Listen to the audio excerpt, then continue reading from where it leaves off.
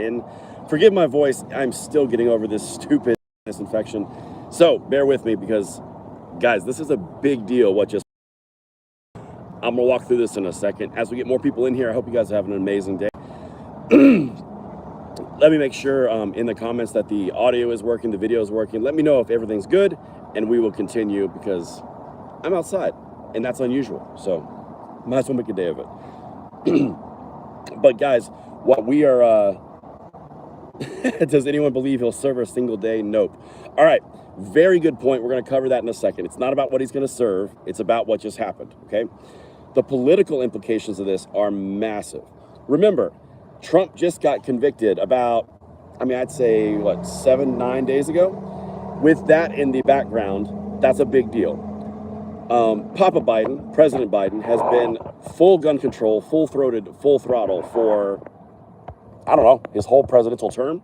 So as that's been laying the groundwork and pushing more and more infringements on the Second Amendment through the ATF, this baby Biden conviction is a thorn in the side, right? He's getting nailed on it. He just got convicted of 3 counts, gun charges, son of the president who is the gun controller across the board. This has massive ramifications, but keep in mind, and there you go, you guys are starting to filter in good stuff. It's really great to see you guys this morning. If you're just now filtering in, the Hunter Biden thing has come out. The verdict is in. My voice is messed up, and I apologize, but we're gonna keep on rolling. Understand what could have happened, plus or minus here. If he was found guilty, which he was, it looks bad for Biden in the presidential campaign because now his son is guilty of the very laws that he's pushing forward, okay? We're gonna get into the actual implications of crime and pardons and jail time in a second.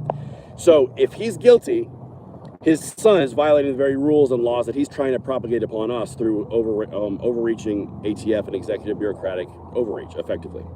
If he's found innocent, there's a dual system of government and a dual system of justice where Trump gets convicted on something that they made up and Biden, caught dead to rights, didn't. So understand that while we were going through this is really key and important to understand because they had to make a decision, what's worse? And so they found him guilty. He got thrown under the bus for the presidential campaign, that entire thing. Now, what Trump now has is his son is a convicted felon, so it basically neutralizes the convicted felon approach. And as I'm sure some of you know, there's also a pending debate and investigation whether there was some jury leaks and jury malfeasance across the board. Now, just because I'm seeing a lot of you guys are seeing things in here around prison time, just going to hit on that real quickly. I don't know if he's going to see prison time. That's not the important piece. The important piece was that he was found guilty, not that he's going to serve prison time. The whole idea here is politically, 5 months outside of an election, the son of the sitting president, who's already doing abysmally in the polls, was just convicted of the very laws his father is pushing. It neutralizes the Trump effect of calling him a felon because his son's also a felon. And throughout this entire process, you had a lot of pro-2A arguments that were made from the Biden campaign, from the Biden defense, and also from rhinos saying, we never used these laws anyway. Why are we doing this? The fodder for this is incredible. Now, this puts Papa Biden, in another bad position. And this is the beautiful part about how all this is tied together. In the position where he lets his son go to jail or be convicted felon for sentencing, he has that bad political stain on his record going into an election on top of all the other bad things.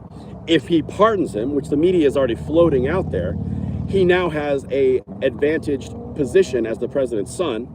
Thank you, Tony Mendez, for the super chat. Where he now has political capital against Biden for pardoning his son. It's a damned if you do, damned if you don't. That's been the entire thing the entire time. Understand how this to our 2A rights. It has nothing to do if he serves jail time. That's not what this is about. This is about, and someone just said the next thing I was going to say, Russo just said the same thing. If you're looking at the Gun Control Act of the last few gun control acts and the NFA, you now have seen arguments in federal court through the Biden defense against the NFA, against gun control as it sits, while his father is pushing it. The juxtaposition there is really, really important to understand as we go into this. Now, send this stuff out because this is how you win. Like someone just said in the debates later on, This is going to come up in the debates, because when Biden tries to hit Trump on his gun insanity and extremism, all Trump has to do is go, your son was just convicted of gun felonies.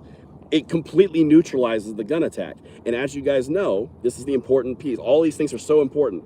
The Biden administration has made a push to say that the gun control is the way that we're going to save the world. That's the way we're going to do common sense gun reform. We're going to save the children. Well, now the very people saying we're going to save the children's son was just convicted of a felony regarding a firearm. Guys, this is a really big deal. It's not that he gets to go to prison or doesn't get to go to prison. It's the political ramifications going into an election, which are going to have extreme consequences. And the exact same day, you have Alvin Bragg in the in the Judiciary Weaponization of Government Committee explaining himself. So, guys, this is a big deal. This is why we fight all the ins and outs. And I'm going to go look at a few of these comments real quick. All I got to say is, your mama, that's funny. Biden v. Biden removes. If Biden pardons him, it'll be the last day in office after he loses in November. Right, so Chance, this is another thing. That's, if he pardons him, understand, I'm going to lean over here. Understand, what we're talking about here is a paperwork violation on the 4473. Okay, that's what the whole felony is, possession, unlawful possession, which has already been proven unconstitutional in courts. So the way that this consistently goes, the more that it's going to help the gun rights side of the argument against gun control. And that's the whole point. This entire thing is, that's funny, fortunate son. This entire thing is all tied together. We're going to win this gunfight. We're going to pass the gun rights on to the next generation, but it's through things like this that most people don't bring into the equation. This is how it works. This is how you win. You use their own laws against them, and when they get pinched, they start using our gun arguments to get themselves out of prison. And now you've got all these different pieces of Biden having to make comments on his son's verdict. You got the campaign going to have to shuffle it up because they can't go after gun control anymore, which is Kamala Harris's huge main thing. And the debates, it's now a neutralized topic. Guys, make no mistake, this is a really, really big deal. I'm going to look through a few of these. Absolutely, I agree completely. I used to work for an FFL and have filled out countless 4473s. Don't think the governor can pardon a federal charge, or am I wrong? No, the governor can't. The president can. The whole thing with Kathy Hochul, and that's a state level, they were trying to get Kathy Hochul to pardon Trump because they wanted her not to get the heat and raise $400 million and start flipping states like Virginia and Nevada. That was the whole thing, and it backfired gloriously. And thank you guys so much for the super chat. I appreciate that. So I'm just going through a few of these comments here. You guys are awesome. So a lot of you are saying the same thing. This, what goes around comes around. I'm glad his policy's backfiring. Now give us our rights back. So that's it. Now give us our rights back. That's the other piece that I want to tie in here. Everything that we do is orienting towards that gun rights fight, right? So a lot of people, just full transparency, when we were dealing with the gun control that Nancy Pelosi put forward with the assault weapons bans, the mag bans, 1,000% tax on ARs, you and I were talking about the fact that they didn't have the juice to do it, but it was going to come back and bite them right in the butt. All of the stuff that they do is always full circle. When they change the rules to get their way, full circle, it comes back. When they convict Trump of something that was a trumped up charge, so to speak. So as you're looking at all these things, understand, guys, this is a massive deal. This is not a small potato thing, but it's not that he's going to serve time in jail. This is all about what the political ramifications are and how it translates to the presidency and down ballot. Because genuinely, someone actually just texted me, a good friend of mine, I hope it goes to the SCOTUS. That's the next part. So what I was saying was, it's how this translates to the politics. It translates to the down ballot elections. It translates to the presidential. All the things that we're seeing, if we articulate the points correctly, that's what you need to do to get our gun rights to a higher court, to a higher office, to get them passed through the legislature, because all of their shenanigans in the last 3.5, 4 years. In fact, one of my good friends, he's actually one of the smarter people I know, he literally just texted me as we're doing this, and he said, I hope it goes to SCOTUS because it will undermine tons of gun control. That's the point. They just got pinched. He's absolutely going to appeal. What does that mean down the road from a standpoint of, well, wait a minute, you were clear dead to rights. You did this and were convicted. So is this an unconstitutional gun law? Are the 4473s unconstitutional? Do we need to relook at the gun control acts and the NFA? That's the point, guys. And the way that this turns around is glorious. Now, someone just said, wait for the IRS trial. Yeah, that one is just going to be a different thing. But understand, the potential beyond everything that we just covered is now them appealing it all the way up to SCOTUS, and you get a SCOTUS ruling based off of Hunter Biden, which undermines the 4473 and other gun control based on the Bruen decision, of which he argued. This is massive. Hunter will never see justice, someone says. Honestly, it's not about him going to jail. It's about the massive 2A implications. That's why I'm doing this video. Screw that, never free Hunter. That's hilarious. He stashed it in a dumpster. Yes, he did. It is glorious. See, I love that a lot of you guys are attends Thanksgiving dinner at the Biden household. A lot of you guys are getting the bigger picture, and that's the best part. That's what I cover all the time, is the bigger picture to pass our gun rights on to the next generation. This is how we do it, and that's the most beautiful part. Because if you're telling me that the next big SCOTUS decision is going to come from a Hunter Biden case because he argued the Bruen decision and it undermines 4473s and the that are built in inherently, oh baby, that's gonna be beautiful. All right, so I'm gonna look at a few of the comments here. This is Popcorn News. Love it. We can throw a convicted felon argument back in their face. Exactly. Positive step. He still threw it in the garbage. Did they argue it? Okay, Bandit, that's a good question. So this entire thing, this entire saga has been going on for years at this point. We've been covering it. So they have argued that a circuit court ruled that unlawful possession was unconstitutional. They argued that one in court. Hunter Biden did. They argued that it violated the Bruen decision. They did it. Absolutely. And that's one of the big things that we were covering.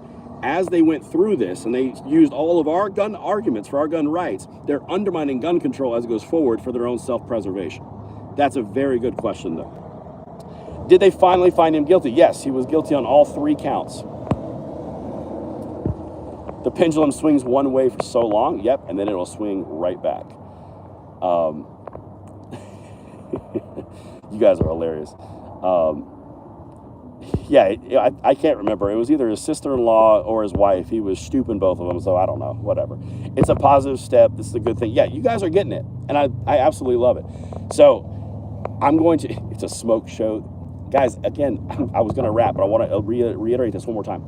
It's not about if he's going to prison, if you're going to get a perp walk, if you're going to get an orange jumpsuit photo of Hunter Biden.